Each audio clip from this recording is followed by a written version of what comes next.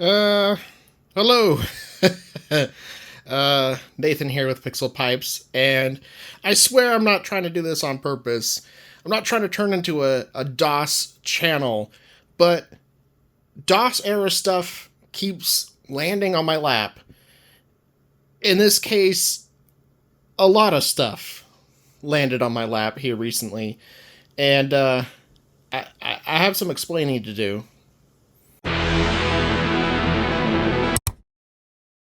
Yeah, so what you see here is 14 uh, 90s computers, and there's a story behind this. It's a long story. I'm not going to explain every detail, but basically, these were all headed to be recycled, and I rescued them.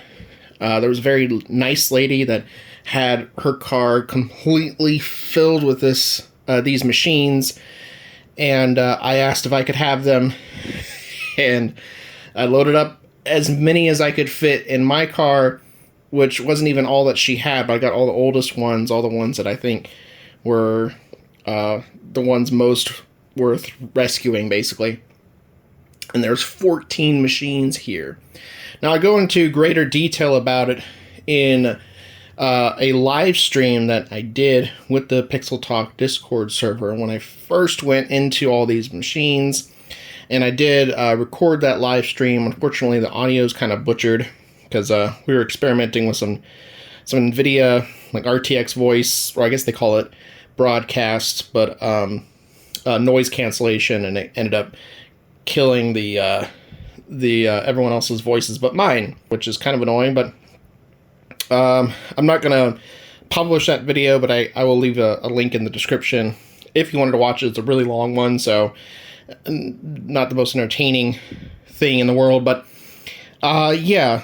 By the way, that Compact Portable 3 was not part of the lot. That I did a video on that if you want to see. Yeah, this, I don't know. I felt like I needed to rescue them.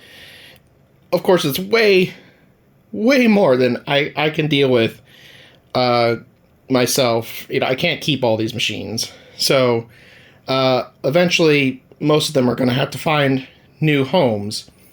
But one of the things that I've always kind of wanted but never wanted to spend the money on was a 486 machine. And strictly speaking, 486 machines, they're not really necessary in most cases. You could just get, a lot of different, like, newer machines, like Super Socket 7, Pentium machines, or even newer machines, and using pieces of software to slow them down to play any of the oldest speed-sensitive games, because that's really all the reason there is behind it, just to have a slower machine for the best compatibility. But some people may want, like, a genuine 486 just for the experience of it.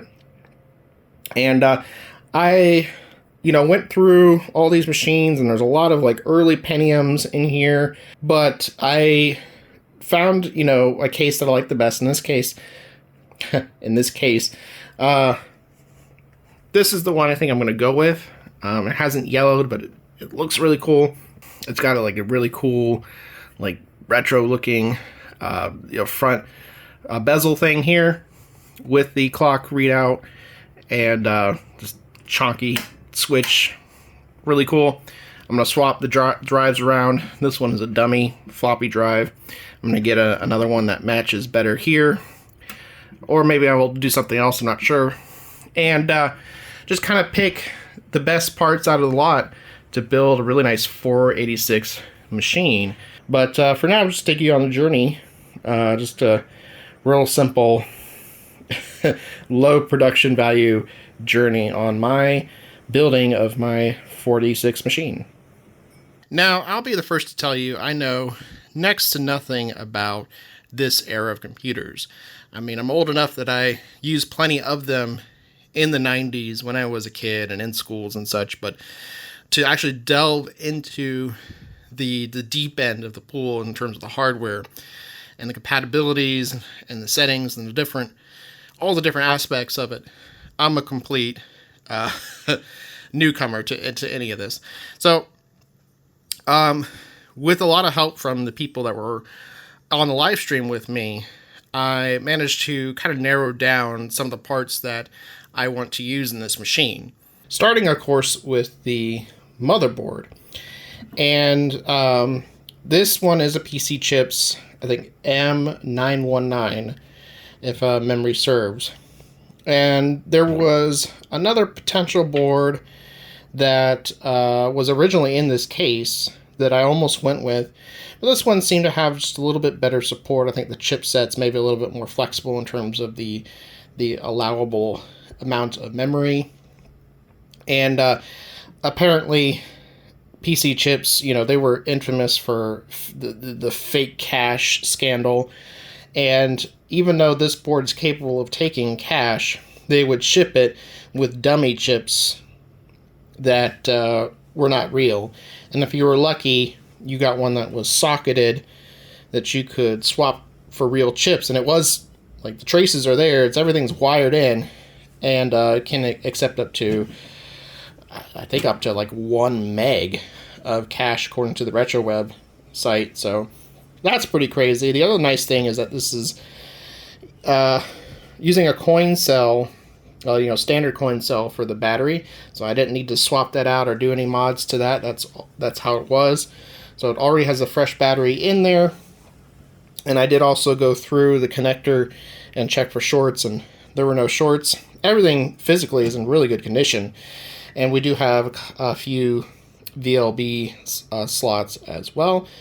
Now, the board currently has a 486 DX33, so nothing special. I didn't get a lot of really high-end CPUs with this lot, but there was one Cyrix CPU that we'll hopefully get to later that I might be able to swap in here instead. So, yeah, we'll see how this goes. The inside of this case is really cool in that it's all painted. Everything is painted on the inside. It just looks really clean. So I'm really pleased with that aspect of it. And then we got to talk about cards. So, of course, in this era of computers, you didn't have a lot of boards with integrated stuff in them. They did exist. In fact, the compact portable, just by its nature, needs a lot of things integrated. It's a 286 that has integrated, IDE controller and floppy controller and stuff. But desktop computers, despite having more space to do so, rarely did. And the disk controller card I'm going to go with is this one, which I'm told is a pretty good one. And, it has WinBond chips on it. And, of course, you have your serial expansion. It does have a game header on there as well, so you could have a game port just with this alone. But I do plan to add a sound card, of course. You have to do that. And so with the disk controller out of the way, we need a graphics card. And there was exactly one VLB graphics card in this slot, but apparently it's a really nice one. And it's this one.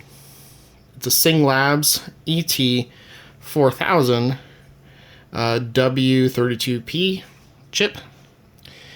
And yeah, I'm pretty excited about this one. They go for a pretty penny on eBay, but I have no intention of selling it. It's going to go into this machine, and if it works, I'm going to use it.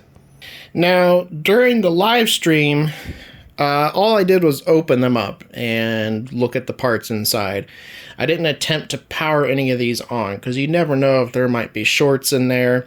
You never know if the power supplies are good, especially power supplies this old. Most of them are from about the mid-90s, 95 or 96. And power supplies that old, you got to be real careful with them. A lot of people suggest to not use them at all. But if a power supply is good, I try to make use of it when I can. But that's what we're going to do next. We've got to test some computers and see if we have good power supplies in this lot. I think the first machine I'm going to try to power on is this one. And it's also the dirtiest one, so I'm going to give it a quick wipe down.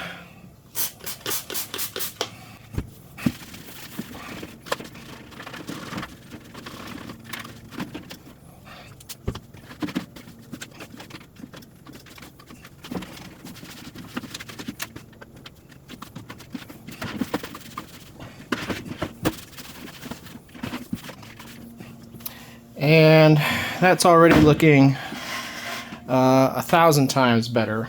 So now I'm going to check the board for shorts, and then we'll try the power supply disconnected from the board with just a couple of the drives and see how that goes. This one is actually a pretty cool machine. Well, it's interesting. We'll put it that way. This is what the Sing Labs ET4000 VLV card came out of. So obviously that's not in here, but it does have a kind of a generic clone sound card, an Opti chip on there, and it's got a modem. It's got a generic disk controller here. But interestingly, the CD-ROM drive is running off of the sound card. So obviously there's a CD controller there that it's using. I think it's just a Sony drive, if my memory serves me right. This has one of the worst motherboards. It's actually got a one of the PC chips boards. And, well, let me show you something. That, my friends, is fake cache. Yeah. It's not connected to anything. It just says right back on it. Who made the chip? PC Chips made the chips. And they're not even real chips. They're probably just plastic with some wires stuck on the sides. Yeah. That's one of those infamous boards. Not the only one they made. I didn't even know they made so many like that. Kind of interesting. It's one of the ones with the white ISA slots on there. You do have VLB. But this actually has the nicest socket 3 CPU of the lot. Yeah, this is kind of cool. Now, I only briefly searched for this. I know there's a version of the Cyrix 46 that supports write back, but it will say write back on it, and I think it's just a different chip. I don't know if this one supports write back or not, or if we're stuck with write through, but still pretty nice. This is the only CPU in the bunch at the only 46 class CPU running at 66 megahertz, a DX2 class 486 CPU. All the other ones are, they're either DX or SX, all running at 33 megahertz. So this is a potential candidate for putting in the build that I want to do. If it if it works and if it's compatible. I don't really know the story behind compatibility with these things, but that's part of the adventure for me, at least, is all this discovery that I am getting to have. So anyway, yeah, just thought I'd show you that before we get into the nitty-gritty of testing. Okay, we've transitioned outside, and I tested the board, no shorts. Of course, I'm leaving it disconnected here, and I also tested the power supply. One of the multi connectors for shorts, nothing came up. So, and then I kind of blew some of the dust out from the inside, but I haven't opened up the power supply. I'm leaving the peripherals plugged in so we get a little bit of a load on there. But if it does let out the magic smoke, I'd rather it be outside where I don't have to smell it for days and days. So let's go ahead and apply some power. Okay. And here we go.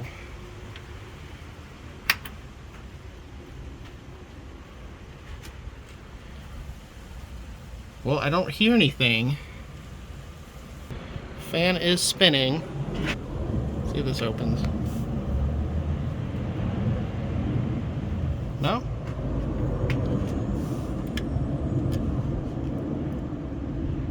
Interesting. Okay, it is very windy out here, so hopefully you can hear me still. Let's go ahead and check those voltages.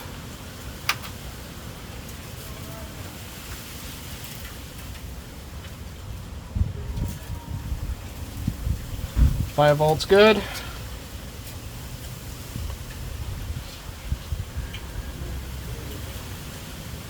12 volts acceptable. So the voltages seem okay.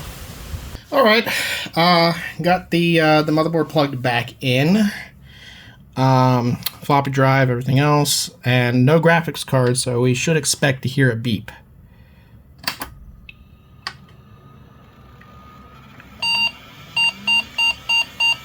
Oh.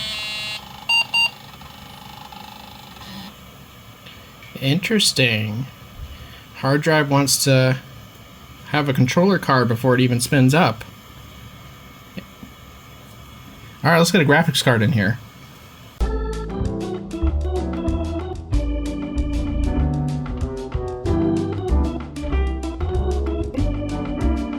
Alright, so we got the system I'm going to use out now, and again, the wind is just crazy. And same thing, motherboard disconnected, got a spare optical drive hooked up, and the hard drive hooked up, and nothing else. And let's give it a quick turn on.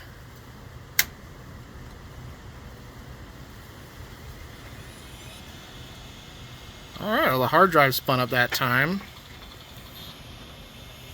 Fan is spinning, although you can't see. Oh, actually, no, it's not. Well, that's not good.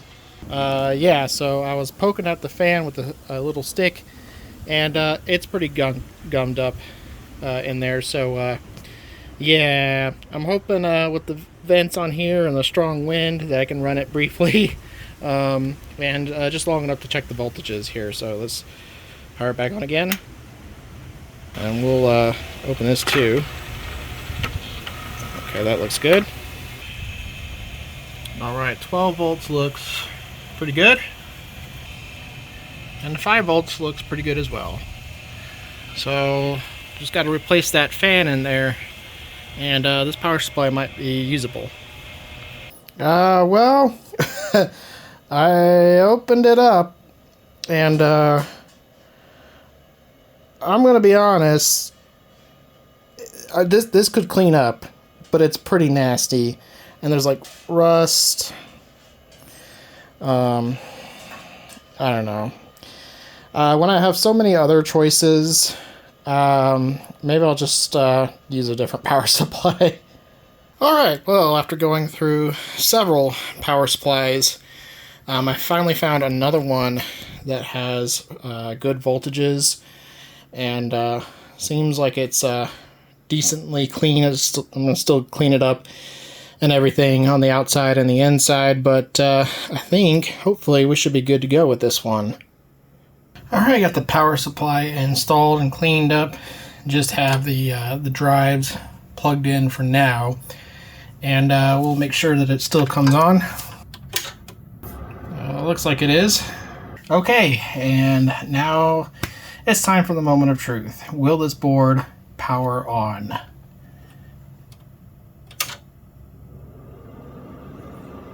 Nothing on the screen, no beeps. Well, the keyboard is flashed, but nothing on the screen. Alright, I just disconnected the drives just in case something like that might be holding it up if I have them in incorrectly or something. Now let's try it again.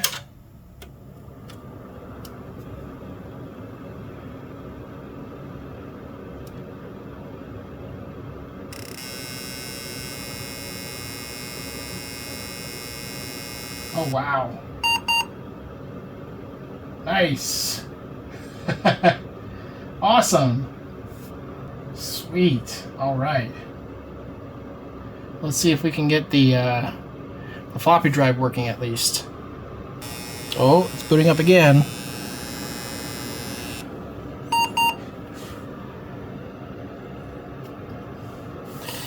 This is freaking awesome. Okay, let me get a mouse connected here. Let's see if the mouse works. Hey, this is awesome. And this is the hard drive that I'm going to go with. This is the one that was in the other machine that we were looking at earlier that boots up and works fine. I actually did run ScanDisk on this and it came out good. And I went ahead and imaged the drive with CloneZilla, so if for whatever reason, I don't know, if I need to bring up that image at some other point or reference some software on it, I have it available. But I'm really looking forward to getting this configured. It's a 2 gig drive, 2.5 gig drive, and I think it's going to be just about perfect. All right, so it's the next day, and I was up pretty late last night getting an operating system and such set up on here. And to transfer files for the time being, I'm borrowing an SD to IDE adapter from another computer until I come up with a more permanent solution, probably just to buy something that will mount inside so I have removable storage that way. I did also have to change the jumpers on my combo drive. So my combo drive here, one of those with the 3.5 and 5.25 inch drives built in. It's a TIAC FD 505. And it's by default set up for the 5.25 drive to be A and the 3.5 to be B. And to change that, it's actually pretty simple. There's some jumpers down there. You just move the left and right sets of jumpers up and then down on the other side, basically just flipping them mirrored from how they are by default there. And so the configuration I have there that you can see is for the 3.5 to be A drive. So if you have one of these, that's all you have to do for that. Pretty simple. And I also borrowed a Sound Blaster 16 from another computer. This one being a plug-and-play version, so one of the later ones. And I guess this board is not plug-and-play, so I'll have to run a utility to get it assigned an IRQ and an address before any software will be able to see it, but I'm hoping that should be pretty straightforward. And at the moment, I don't have the hard drive hooked up. That's going to be the next step, getting the hard drive plugged in. It is already wiped, and I do have an OS installed on there, just DOS 6.22 for now. But I did want to make sure that the compact flash worked first, and then move over to hooking up the hard drive and transferring files. All right, so it's been a couple days. It's the next weekend, and I made a little progress, just kind of chipping away at it in the evenings. I haven't really done much, though. Hopefully the audio is a little better, and these video segments coming up, because I got a little USB plug for my lavalier mic that can go directly into my phone, and it will make things a little easier for me on the production side. And I also got for the machine here a PS2 to AT adapter cable, so I don't have to use that terrible, cheap, horrible keyboard anymore with the obnoxiously long extension. Anyway, so we got the spinning Rust up and going. I went ahead and used OnTrack to format that and get the largest size partitions I could with FAT16, which is 2 gigs. So actually there ends up being an extra partition in there for the rest of the space, which is about 400 megs. And I did successfully get the Sound Blaster to work as well. So it's just as I thought. You just have to run that creative utility to go ahead and assign an IRQ and an address, and comes right up, works fine. No issues there. And so I have a SD to IDE adapter on order, and the one I have on the way has a 3D printed bracket, so it will be a little bit more of a permanent solution here. But one of the things I noticed as I was using this machine is just how incredibly slow it is. And I know this is a 46 DX33. It's not a very fast model, but it should have been way faster. I mean, Doom was running essentially like a 386, and I couldn't figure it out. I kept looking through, the settings for the cache, and I was getting some weird results with cache check, and just wasn't making much sense to me. And I posted on Discord about it, and somebody said, well, did you try the turbo jumper? And embarrassingly, I did not even think of that, because it was running at 33 megahertz. I thought, well, I guess I just didn't understand how the turbo worked. I thought maybe it would downclock the CPU, but no. The turbo jumper is already hooked up. It's on this switch. All I had to do was push this button, and all of a sudden, my L1 cache started showing up, hidden software. So yeah, that's apparently how it works. That just shows how new I am to this. It was a very simple solution, thankfully. This has a weird mix of RAM. It has a whopping 40 megs, but it's a combination of 30-pin SIMs and 72-pin FPM modules. And it takes a long time to count up, especially doing the high mem test. And I think it's also causing issues with trying to enable zero wait states on this machine, which just isn't working at the moment. It will crash when trying to run benchmarks. So I'm going to pare down the memory. I mean, I don't need any more than 16 megs on a machine like this. I don't know why there was so much memory. Maybe someone was trying to run Windows 95 on here, or whatever the case might be. But we're going to go ahead and take some of the potentially slower 30-pin SIMs out and really tweak it. And then the next thing after that will be to finally get this CPU going and various operating systems, because I do definitely want to play around with multiple operating systems on here. I'm not going to go any newer than Windows 3.11 as far as Microsoft is concerned, but there's a whole slew of other operating systems that I would be very interested to try on this machine. And kind of replicating the multi-boot menu system that I created for the Compact Portable 3. Yeah, this will be kind of the faster desktop version of that experience, I hope. All right, so I'm chipping away further at this, and I wanted to try and get the optical drive to work. And to do that, I have both drives set to cable select. Now, I did have to put this optical drive in the first position on the cable, this in the next position, in order for the cable to reach down to the IDE controller. And that might be part of the problem that I'm having, because right now I have configsys set with the CD driver, and it looks like it detects.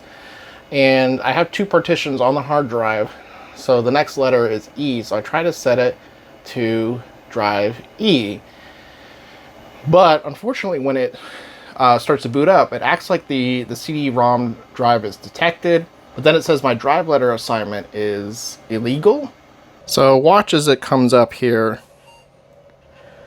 Illegal option detected or encountered. But otherwise it sees CD-ROM drive 0. And also my mouse stopped being detected at the same time that I tried to add a CD-ROM drive, so alright, well, the drive issue was just another example of my inexperience at this sort of thing. I just needed to leave that at D drive, and it automatically chooses the next available drive letter. So yeah, that's all there was to it. I was overthinking it and trying to mess with stuff I didn't need to. And I do have the mouse working again. That was a lot of running back and forth in circles trying to figure that out, but turns out it was fairly simple. The motherboard power connectors had come loose just enough to lose the 12-volt rail, which is what the serial port needs. So I just had to push those back in all the way, and yeah, that came right back up, thankfully.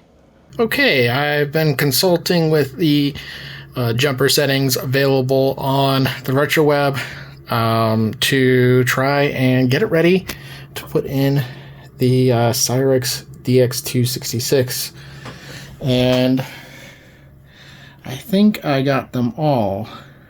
Didn't have enough jumpers. I'd scrounge around for some, but I think that should be it. So quite a few had to be changed from 5 volts to 4 volts and various other things, but we should hopefully be good to put it in now. Actually, JP35 here has to be open for 4 volts, so I did make that quick change just now, but now we should be good to go. Okay, so I got everything hooked back up, and I'm pretty nervous about turning it on, but, well, we won't know till we hit the switch, so let's see.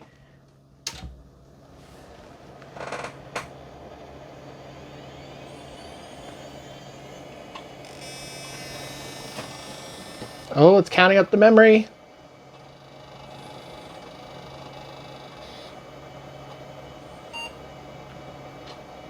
"66 megahertz.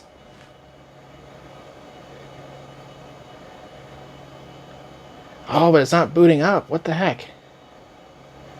Alright, well, false alarm, I guess. I just reseated the IDE cable, and I don't know if it was that or maybe it just needed a power cycle, but yeah, it's booted up.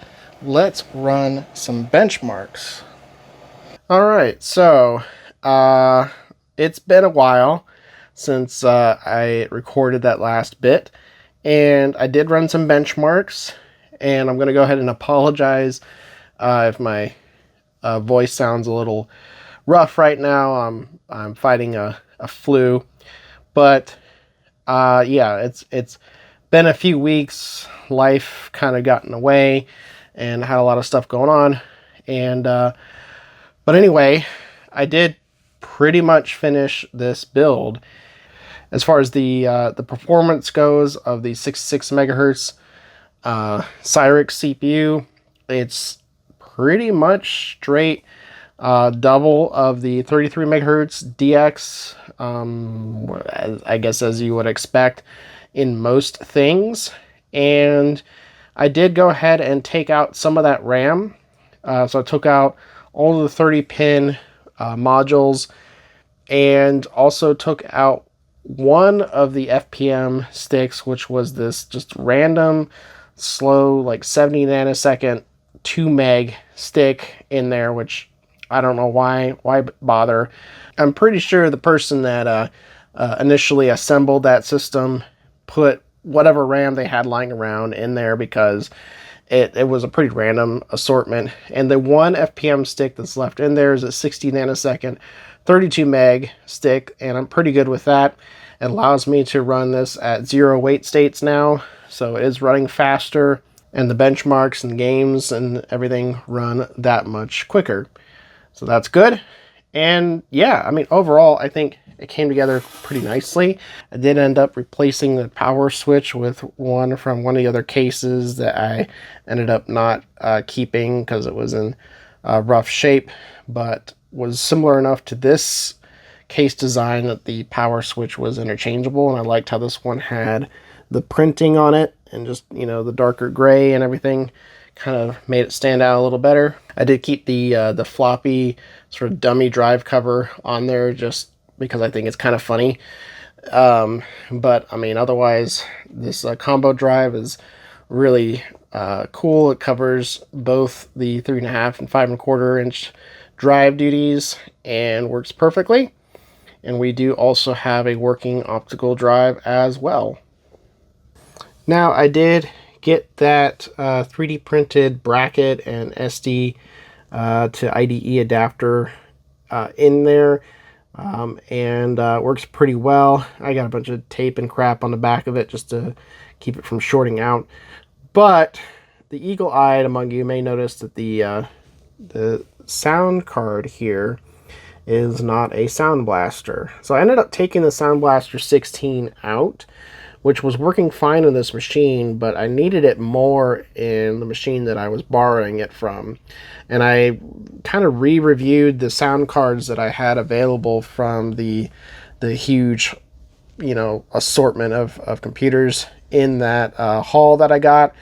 And some of them were better than I initially thought. One in particular was an Edition 32 Plus, which uses a Yamaha chip, a YMF 719E. Of course, being a Yamaha chip, it is a native OPL3 design, so perfect compatibility with AdLib, and also excellent Sound Blaster emulation as well. So the sound quality is actually fantastic. And on top of it, it has something akin to like DSP processing, where it's doing sort of like reverb effects and enhanced stereo imaging, where it was an advertised feature of this particular revision of the chip, and it actually works to improve the stereo separation in my experience. So I was actually really impressed by that. So ended up being, far from a compromise from a genuine Sound Blaster 16. This is actually more capable and superior, in my opinion, to that Sound Blaster 16, which was admittedly a pretty basic version of it.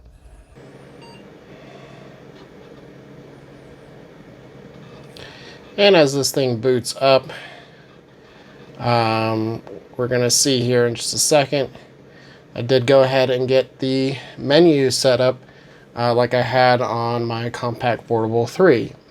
I don't have as many options on here. I don't have networking installed at the moment. Currently, I don't have a music player installed on here. It could be cool in the future to get like a tracker program or something going on here, since it is a 486. But the main thing is, I do have the games menu going on here. With the games menu set up here, I did kind of do it a little differently, where I have, like some of them divided into different genres.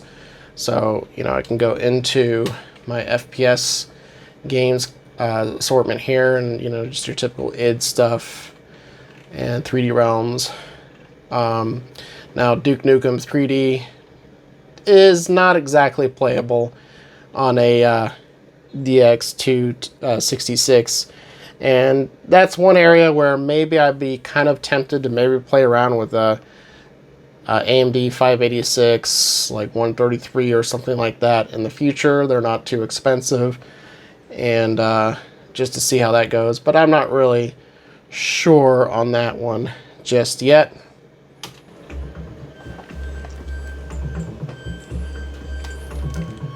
We do have sound working.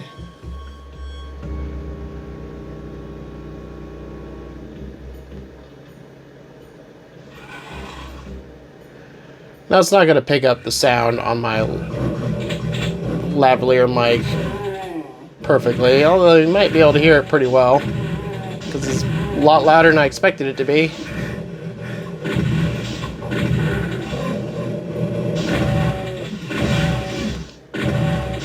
And I can tell you right now, the stereo effect with the the trickery, the magic that the Yamaha chip is doing there is pretty spectacular as far as the directional sound goes.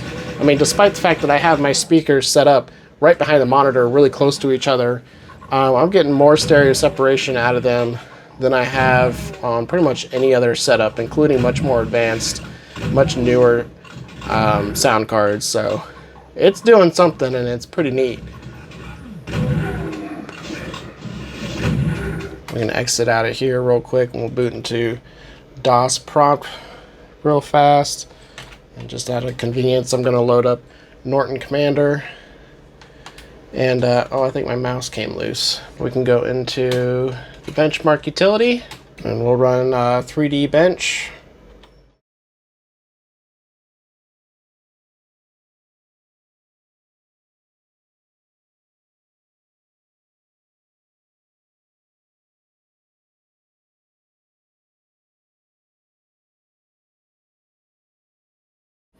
And it gets a respectable 47.6 with this setup here.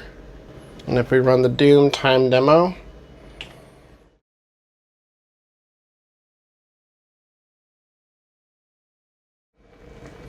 we can see we get 32, 36 real ticks, which comes out to almost exactly 23 frames per second.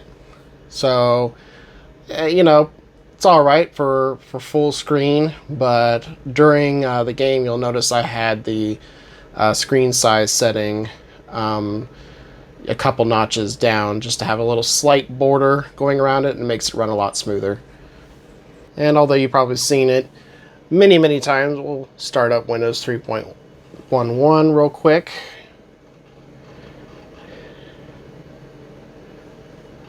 The Audition 32 Plus is fully supported in Windows, and you even have you know, Yamaha's own Y Station here, just a little music player program. Probably more interesting though is if you go into the control panel, you get all kinds of different settings for things like Y-immersion, which is the 3D enhancement that I was talking about, and you know, you have soft synthesizer configuration as well, tone controls. So yeah, it's actually a pretty nice little utility here. This driver I got from Vogons, so that's the place to go if you want that driver. And here we have a GeoWorks Ensemble 2.0, which is kind of interesting to see what this looks like with color and VGA support and everything. I love using this operating system in on my Compact Portable 3, so I was really interested to see what it does here. And yeah, I mean, you know, obviously it runs even faster, and is still a very cool, very usable operating system even on much newer hardware. So yeah, I would say this is one to keep as well, but I'm open to suggestions. What other operating systems you think I should try on this machine, because to be honest, there's a lot of untouched territory that I have not explored in terms of old operating systems that will run on a 486. So yeah, be interested in checking some of those out. Overall, I'm actually really happy with this machine. As far as the 486 experience, I've pretty much got everything that I could ask for out of this, and there's still some minor things to tweak. The front panel clock speed reader needs 5 volts, and this particular power supply doesn't have a wire for that, so I'll have to make that or figure something out to get that working. So that's the finishing touch that's missing on this computer, but otherwise I'm really happy with it. And it's not the most exciting thing in the world for a lot of people, but for someone like me that doesn't mess with stuff like this, of this era, this age, every day, you know, I mostly mess with newer computers and testing graphics cards and things. So getting to learn something new about DOS era computers is actually fun and kind of exciting for me. And you don't really get that until you get to do it firsthand. So I think that's going to be just about it for this little video on my 486 build. I hope you enjoyed it. It's not really anything special or obviously not very polished, but you know, it's just something that I'm doing in my free time and decided to take you along for the ride. So thank you and take care.